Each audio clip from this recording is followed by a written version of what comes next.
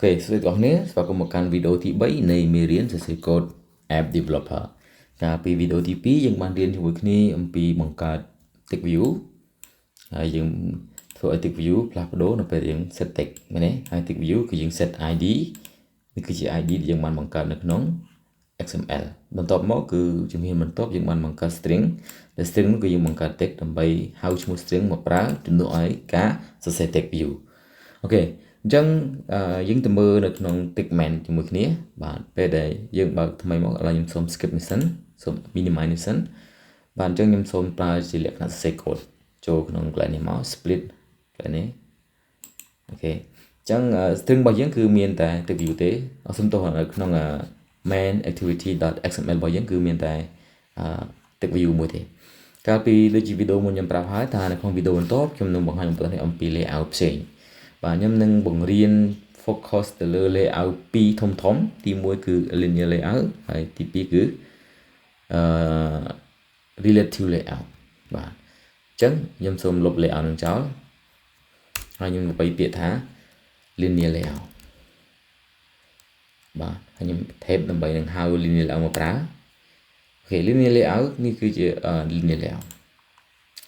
តើ linear layout មានន័យថាម៉េចឥឡូវខ្ញុំនឹងលុប text ចោលតែម្ដងដើម្បីឲ្យស្រួលរៀនម្ដងទៀតអូខេខ្ញុំព្រោះវាអត់តូចប៉ុណ្ណឹងក្នុង linear layout គឺវាមាន error ដោយសារ linear layout វាត្រូវការប្រើពាក្យ linear បងប្អូនស្គាល់ភាសាអង់គ្លេស linear គឺវាមានន័យថាវាជាស្រទាប់ដែលបន្តគ្នាវាអាចនៅជួនគ្នាបានទេអញ្ចឹង linear layout វាត្រូវការ2ដើម្បី verify ថាវាជា linear layout គឺវាត្រូវការ orientation 2ទី1គឺ vertical ទី2គឺ horizontal អញ្ចឹងដើម្បីបងប្អូនអាចប្រើ linear layout បានគឺបងប្អូនត្រូវនៅក្នុង linear layout ហ្នឹងគឺយើងត្រូវដាក់ option មួយគឺ orientation បាទ orientation ហ្នឹងហើយយើងប្រើមកហើយនៅក្នុងមានទី2ដែលខ្ញុំប្រាប់មិញអញ្ចឹងគឺ vertical ហើយនឹង horizontal vertical គឺជាបន្ទាត់ប្រឈរ layout ប្រឈរអូខេចំណុច horizontal គឺជាផ្ដេកខ្ញុំនឹងឧទាហរណ៍យកសំដៅ vertical បាទអញ្ចឹងវានឹងបាត់សញ្ញា error ហ្នឹងមែនទេហើយខ្ញុំនឹងបញ្យល់ថា vertical គឺជាបែបណាអូខេនៅពេលដែលខ្ញុំ text view មួយនៅពេលនេះ text view ហើយ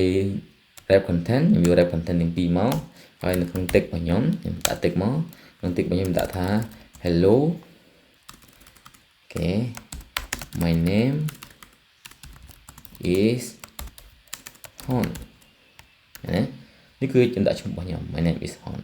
យើងរំលឹកមេរៀនយើងកាលពីសប្តាហ៍មុនយើងដាក់ tick color សេតែម៉េច TC ធំណា tick color របស់ខ្ញុំដាក់ black ហើយខ្ញុំដូរកន្លែង color black ហ្នឹងទៅជាពណ៌ណាមួយដែលខ្ញុំចង់បានខ្ញុំយកពណ៌ខៀវ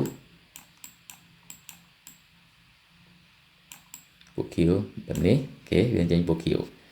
ហើយបន្ទាប់មកខ្ញុំយក text S មាន text style ខ្ញុំយក bold អក្សរដិត text S មួយទៀតគឺ text size ខ្ញុំយក24 SP បាទហើយបិទសញ្ញាវិញពេលដែលបងប្អូនឈប់សរសេរកូដយើងត្រូវបិទដោយសញ្ញាគ្នាហើយមានសញ្ញាមួយនេះនោះគឺនៅពេលយើងបិទអូខេបន្ទាប់មកគឺយើងចង់ឲ្យវានៅកណ្ដាលយើងធ្វើយ៉ាងម៉េចនៅក្នុងlinear layout វាមានបើយើងចង់វា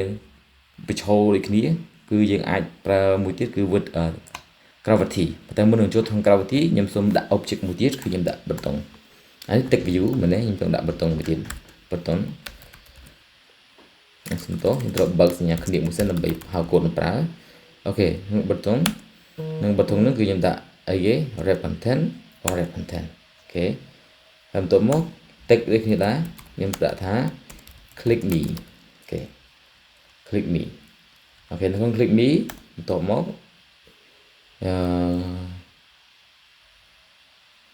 យើងអាចប្រើ tick color tick អីក៏បានតែខ្ញុំអត់ចង់ប្រើទេខ្ញុំបិទកូដតែម្ដងអូខេនេះគឺជា linear layout គឺនៅពេលយើងប្រើគឺវានៅពីលើនៅពីក្រោមប៉ុន្តែបើសិនជាយើងប្រើនៅក្នុងមួយទៀតគឺ relative layout បាទបងប្អូនបី relative layout យើងឃើញថាវានៅលើគ្នាឃើញទេវាអត់នៅពីលើពីក្រោមទេអញ្ចឹងនៅក្នុងសម្រាប់ relative layout ខ្ញុំនឹងមករៀននៅដល់ពេលក្រោយអូខេខ្ញុំប្រើ linear layout អញ្ចឹងធ្វើម៉េចដើម្បីឲ្យវានៅចុះមកក្រោមបានយើងអ្វីដែលយើងអាចធ្វើបានយើងគ្រាន់តែយើងទៅក្នុង linear layout ហ្នឹងនៅក្នុង linear layout យើងវាយពាក្យថា gravity យើងកុំយក layout gravity ខ្ញុំយក gravity ទាំងអស់តែម្ដងហើយខ្ញុំយក center យើងនឹងឃើញនៅ text របស់យើងគឺ center ហើយនៅក្នុង code នេះដូចគ្នាដែរវាមាន ពេលដែលយើងឃើញបែបនេះយើងចង់ឲ្យទឹករបស់យើងគឺវានៅឆ្ងាយគ្នាបន្តិចមែនទេវាកឹបគ្នាពេកអញ្ចឹងនៅក្នុងគម្លាតនៃការដាក់ object នីមួយៗមានពីរប្រភេទទី1គឺគេប្រើ margin នោះគឺជាគម្លាតខាងក្រៅបាទខ្ញុំឧទាហរណ៍មួយ margin ខ្ញុំដាក់នៅក្នុង tick view ឲ្យមានទេ tick view របស់ខ្ញុំដាក់ margin អញ្ចឹងឧទាហរណ៍ខ្ញុំដាក់ margin 20ចុះបាទអញ្ចឹងមានន័យថា 20dp មែនទេអញ្ចឹងមានថាពី tick view មកនេះគឺ20ពី tick view មក click me នេះមក button view នេះគឺ20នោះគឺគេហៅថាគម្លាតខាងក្រៅអញ្ចឹងបើសិនជាជុំវិញវាគឺ20ជុំវិញ tick view នឹង20អញ្ចឹងណាអញ្ចឹងបើសិនជា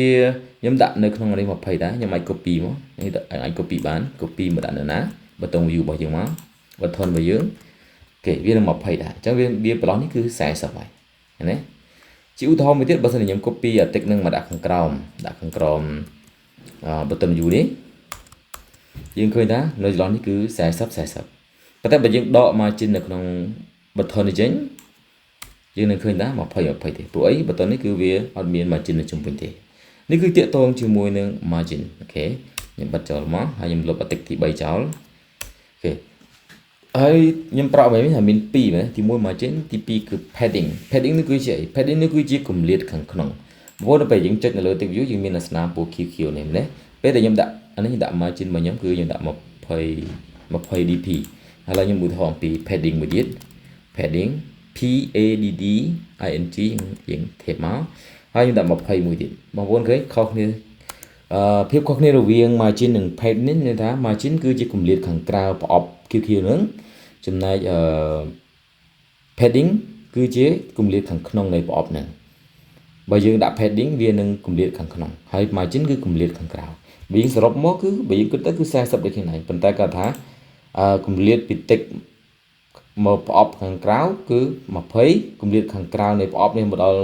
button នេះគឺ20អញ្ចឹងវាស្មើនឹង40អូខេយល់ហើយមែនទេអញ្ចឹងខ្ញុំសូមលុបមក padding ចោលនេះក្នុងករណីពេលក្រោយពេលដែលយើងធ្វើការនៅលើ app ច្រើនសារយើងអាចនឹងត្រូវការវាហើយសម្រាប់បងប្អូនចូលចិត្តមួយណាប្រើមួយណាគឺអាស្រ័យលើអស់នេះដែរអូខេអញ្ចឹងថ្ងៃនេះខ្ញុំរៀនអំពី linear layout ទី2គឺរៀនអំពីការដាក់ button បងប្អូនស្គាល់អំពីពេលដែលយើងដាក់tick view ហើយយើងចង់ផ្លាស់ប្ដូរវាគឺយើងត្រូវផ្លាស់ប្ដូរនៅណាយើងត្រូវផ្លាស់ប្ដូរនៅក្នុង Java មែនទេអូខេនេះគឺជា Java អូខេយើងត្រូវដាក់ ID ទៀតមែនទេអូខេខ្ញុំទៅម្ដងទៀតសម្រាប់ tick viewដាក់ ID ដដែលមក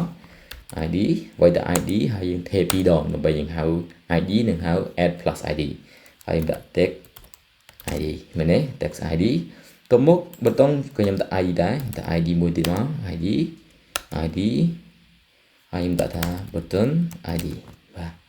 អូខេ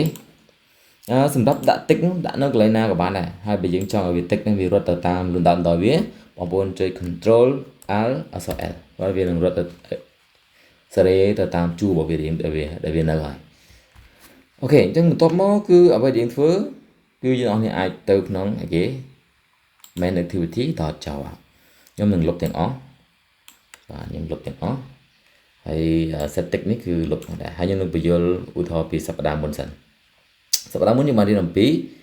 tick view ហើយយើងដាក់ ID បន្ទាប់មកយើងឲ្យ tick view set ទៅជាគេអូខេឧទាហរណ៍ខ្ញុំប្រើ tick view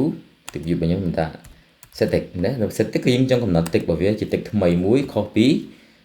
tick ដែលមាននៅស្រាប់នេះ my name is Hon ឥឡូវខ្ញុំចង់ដាក់ថានៅ set tick នេះខ្ញុំដាក់ថាអូខេ hello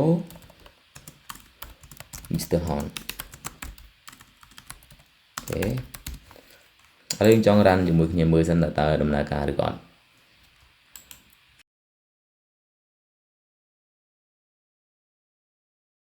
អូខេអញ្ចឹងវាដើរហើយអញ្ចឹងពេលដែលវា run hello Mr. Hon នឹងលោតមកខាងនេះអូខេចាំវាទោះបីជា tick នៅក្នុង main XML របស់យើងគឺជា my name is Hon ប៉ុន្តែដោយសារយើងកំណត់វានៅក្នុង Java ថាម៉េច hello Mr. Hon អញ្ចឹងពេលដែល app run មកវាត្រូវតែលោតជា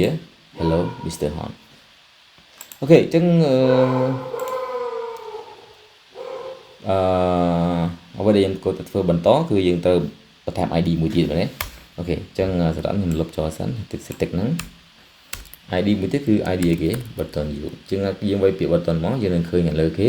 អំពីឈ្មោះរបស់វាពេញហ្នឹងយើងគ្រាន់តែ tab មកហើយយើងប្រើ ហើយយើងដាក់ឈ្មោះឲ្យវាថ្មីមួយទៀតបន្ទាប់មកដូចគ្នាដែរ find view by id r.id button id បាទហើយខ្ញុំបិទសញ្ញា semicolon វិញមកបន្ទាប់មកគឺដូចជាសប្តាហ៍មុនយើងបានរៀនអំពី string អញ្ចឹងយើងកុំប្រឡងវាខ្ញុំចង់បង្កើត string មួយទៀតដើម្បីយើងងាយយល់ string អូខេក្នុង string នេះខ្ញុំដាក់ថាmy text ក្នុង my text យើងបើកយើងដាក់សញ្ញាស្មើហើយយើងដាក់សញ្ញាថ្មីកណ្ដោមួយយើងថា hello hello អូខេ hello Mr. Hon មែនទេអូខេបន្ទាប់មកគឺយើងចង់ឲ្យអ្វីដែលខ្ញុំចង់បានយើងចង់ឲ្យនៅពេលដែលប៊ូតុងនឹង click ទៅបាទប៊ូតុងនេះ click ទៅវាអានេះនឹងផ្លាស់ប្ដូរtick នេះនឹងផ្លាស់ប្ដូរទៅជា tick ថ្មីអញ្ចឹងដើម្បីធ្វើវាបានយើងគ្រាន់តែធ្វើម៉េចអូខេខ្ញុំដាក់ក្នុង button នៅក្នុង button function យើងអាច click ទីទៅគេប្រើដើម្បីយើងចុចវាហៅ click ហ្នឹងអូខេឥឡូវខ្ញុំដាក់ប៊ូតុងអសំទោសយើងហៅពេលដែលយើងប្រើបន្ទាប់យើងអាចប្រើប៊ូតុងនឹងមកទៀតទេយើងហៅប៊ូតុងទី2គឺប៊ូតុងដែលយើង name យើងដាក់ name មកវាហ្នឹងប៊ូតុងអូខេ dot set on click listener បាទបងប្អូនអាចវាយ v មកក្នុង version ថ្មីយើងប្រើរូបមន្ត lambda v ហើយ tab មកហើយដាក់សញ្ញាគ្នាបើកមួយហើយ enter អូខេអញ្ចឹងនៅក្នុងនេះយើងអាចប្រើបានគឺយើងគ្រាន់តែយក tick view របស់យើងមកប្រើមក tick view set text ចង់ឲ្យវា set text ថ្មីទៅជាគេយើងដាក់ my text បាទមានន័យថាម៉េចនៅក្នុងនេះមានថានៅពេលដែលប៊ូតុងនេះ click ប៊ូតុង click ប៊ូតុងអីគេគឺប៊ូតុងដែលមាន id បែបនេះអញ្ចឹងនៅពេលដែលប៊ូតុងដែលមាន id វា click អញ្ចឹងនៅក្នុងការ click ហ្នឹងគឺ text view នេះគឺ text view គេ text view ដែលមាន id មួយនេះវានឹងផ្លាស់ប្ដូរ text ដែលវាមានស្រាប់ទៅជា my text ហើយ my text នោះគឺ text នោះមានអីគេ my text នេះគឺជា text គឺ hello Mr. Hon សរុបមកវិញគឺនៅពេលដែលយើង click me នៅកន្លែងនេះ text នេះវានឹងផ្លាស់ប្ដូរទៅជា hello Mr. Hon តោះសូមទៅមើលជាមួយគ្នាយើង run មកអូខេ run successful ហើយយើងអាចមើលនេះគឺជា text old text របស់វាគឺ my name is Hon ណាប៉ុន្តែពេលដែលយើង click me ខ្ញុំ click វានឹងផ្លាស់ប្ដូរជាគេ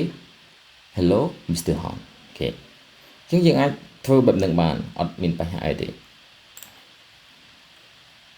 អូខេអញ្ចឹងវីដេអូនេះមានតែប៉ុណ្្នឹងទេគឺអ្វីដែលយើងអាចរៀនបន្ថែមបាននៅថ្ងៃនេះគឺយើងរៀនអំពីបាន button view ហើយនិង linear layout អញ្ចឹងសូមអនុវត្តតាមវីដេអូថ្មីនេះហើយយើងនឹងជួបគ្នានៅវីដេអូក្រោយទាក់ទងអំពី editing អរគុណច្រើនសូមព្រះប្រទានពរ